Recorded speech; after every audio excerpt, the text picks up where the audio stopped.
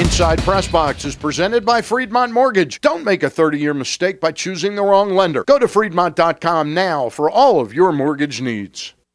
And welcome to another edition of Inside PressBox. I'm your host, Stan the Fan Charles. This week on the show, we'll get everyone thinking back to last Ravens season when Joe Flacco, grew the Fu Manchu. That really sparked a lot of buzz around town, and everyone was growing them or wearing one of these fan stashes. I'll be joined by the makers of this product, along with Casey Baines of Casey Cares, whose foundation now benefits from the sale of the fan stashes. And I'll talk with a local basketball star turned Harlem Globetrotter for a preview of their upcoming show at the First Mariner Arena. And that's shows, plural. But joining me first, we'll take a look at Navy football as they head to the Kraft Hunger Bowl on December 29th.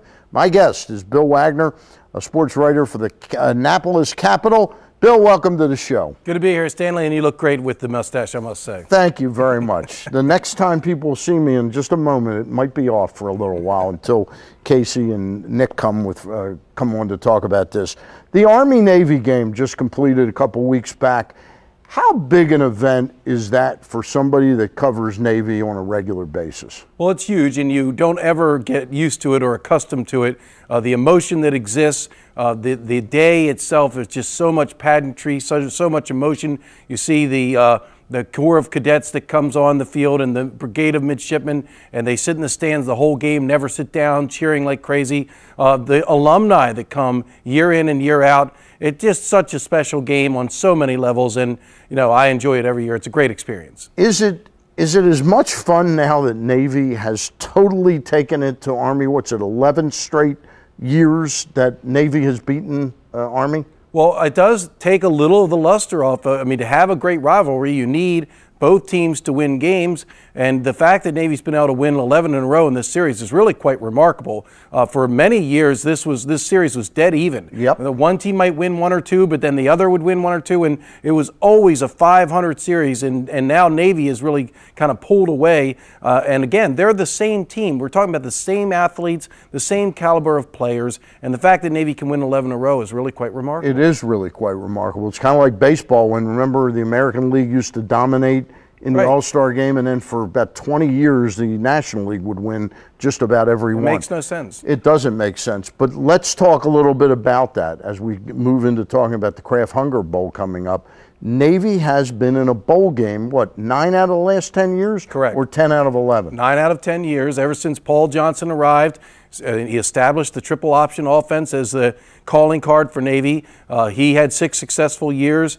And then Ken Niumatalolo was kind of his chief lieutenant, knew the option as well as Johnson. He took over and kept them rolling. So 9 out of 10 years, beginning in 2003 to 2008. They had one down year, 2011, where they went 5-7, a couple close losses. But then this year, Ken Niumatalolo has gotten Navy back to where they're accustomed to being, 8-4, and headed to a bowl game. And do you have an idea in your mind what's allowed Ken and Navy to be a little bit, to separate them from Army and in most cases now Air Force as well with the academies? Well, it's been coaching, and of course they've done a good job recruiting. When I first started covering Navy in 2001, which was the last year for Charlie Weatherby, the caliber of athletes there was just very poor. Down. Yeah, right. They were slow. They were small. It's one thing to be small, but it's another thing to be small and slow and not skilled. And so they did improve the recruiting, which Paul Johnson did, but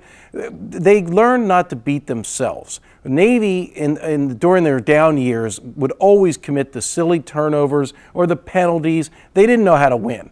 Paul Johnson taught them how to win, and that has been sustained now under Coach Ken Niumatalolo. They always rank first or second in the country in fewest penalties, always rank very high in fewest turnovers. That's how you make sure you don't beat yourself. You're in ball games. Just over a minute to go on our interview. Tell me a little bit about this matchup with ASU.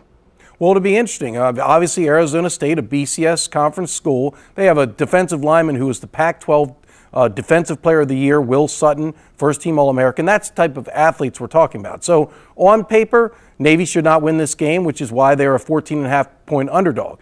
But we have seen Navy beat teams like this consistently over the past decade. I will never forget the Texas Bowl against Missouri a few years ago. We were at press conferences, and They had Denario Alexander and all these amazing athletes that are now in the NFL.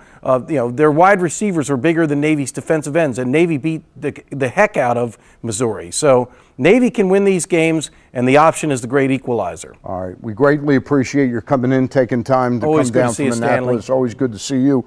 It's Bill Wagner of the Annapolis Capital, and we appreciate him coming by. When we get back, I'll put my purple mustache back on because we'll have Casey Baines and the folks of Fan Stash, so don't go away.